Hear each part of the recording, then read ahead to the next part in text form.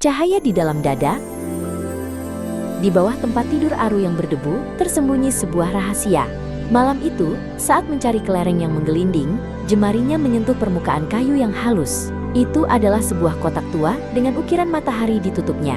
Begitu Aru membukanya, sebuah cahaya keemasan meledak pelan, mengisi kamar dengan kabut hangat yang berputar-putar seperti permen kapas. Jangan hanya dipandangi Aru. Perasaan itu untuk dirasakan. Sebuah suara mungil mengejutkannya. Dari balik cahaya, muncul tik-tik. Sebuah jam saku yang bisa terbang dengan sepasang sayap mekanik kecil yang berkilau. Tik-tik tidak menunjukkan waktu, melainkan warna-warna yang berdenyut. Aku adalah penjaga detak hatimu, bisik tik-tik sambil berputar di udara. Esoknya, Aru membawa kotak itu ke sekolah. Di lapangan, dia bertemu Naira yang sedang tertawa keras menceritakan lelucon. Namun, saat Aru mendekat, kotak di dalam tasnya bergetar. Kabut biru tua yang dingin mulai merayap keluar dari sela-sela tas Aru, menyelimuti kaki Naira yang sedang melompat-lompat kegirangan. Aru bingung. Naira terlihat sangat bahagia, tapi mengapa kotak itu menunjukkan warna kesedihan yang mendalam? Naira terus bercerita tentang betapa hebatnya akhir pekannya, namun kabut biru itu semakin tebal dan gelap, seolah-olah Naira sedang berdiri di tengah badai yang sunyi yang tidak bisa dilihat orang lain. Di ruang seni, Pak Angga sedang menggoreskan kuas di atas kanvas besar. Aru mendekatinya, merasa terbebani oleh rahasia kabut biru itu. "Pak," bisik Aru, "apakah mungkin seseorang tertawa, tapi sebenarnya mereka ingin menangis?" Pak Angga berhenti melukis, menatap Aru dengan mata yang teduh di balik kacamata kecilnya. Pak Angga meletakkan palet catnya.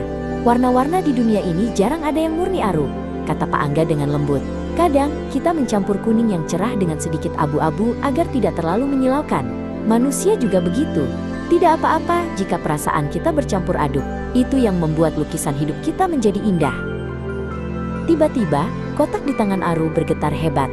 Cahayanya mulai meredup, berubah menjadi abu-abu pucat. Sayap tik-tik melambat, dan suaranya terdengar seperti bisikan yang menjauh. "Aru, sihir ini hanya pinjaman," kata tik-tik dengan lemah. "Untuk benar-benar memahami, kau harus menggunakan hatimu sendiri, bukan cahayaku." Kotak itu akhirnya tertutup rapat dan menjadi kayu biasa yang dingin. Tik-tik menghilang.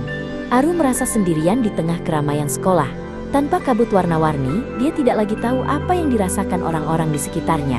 Dia merasa takut, seolah-olah dia kehilangan matanya untuk melihat kebenaran. Aru melihat Naira duduk sendirian di bangku taman, tidak lagi tertawa.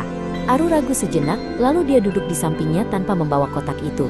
Dia tidak melihat kabut biru lagi, tapi dia bisa merasakan kesunyian di bahu Naira. "Naira," kata Aru pelan, "kau tidak perlu tertawa jika kau sedang sedih.